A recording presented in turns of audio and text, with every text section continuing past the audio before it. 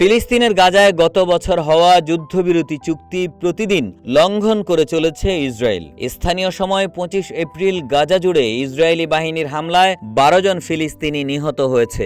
গাজার চিকিৎসা সূত্রের বরাতে সংবাদ মাধ্যম আল জাজিরাকে জানিয়েছে, শুক্রবার খান ইউনিসে পুলিশের একটি যানবাহনে ইসরায়েলি হামলায় অন্তত 8 জন নিহত হয়েছে, যার মধ্যে 3 জন সাধারণ পথচারীও ছিলেন। গাজা সিটিতে পৃথক এক হামলায় 2 পুলিশ কর্মকর্তা নিহত হয়েছেন। উত্তর গাজার বেইত লাহিয়াতে একটি বাড়িতে বোমাবর্ষণে আরও 2 জন নিহত হয়েছেন।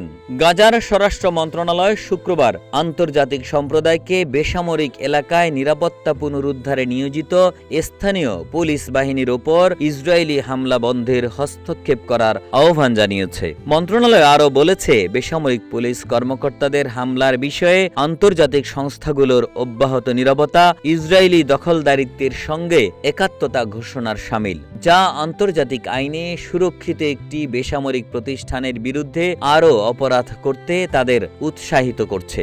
মার্কিন প্রেসিডেন্ট ডোনাল্ড ট্রাম্পের মধ্যস্থতায় একটি যুদ্ধবিরতি গত বছরের অক্টোবরে কার্যকর হয়েছিল। এর ফলে ইসরায়েলি বোমাবর্ষণের তীব্রতা কিছুটা কমেছিল। তবে স্বাস্থ্য কর্তৃপক্ষের তথ্য অনুযায়ী যুদ্ধবিরতি ঘোষণার পর থেকে ইসরায়েল সেখানে হামলা চালিয়ে যাচ্ছে, যাতে অন্তত 984 জন নিহত এবং 2235 জন আহত হয়েছে।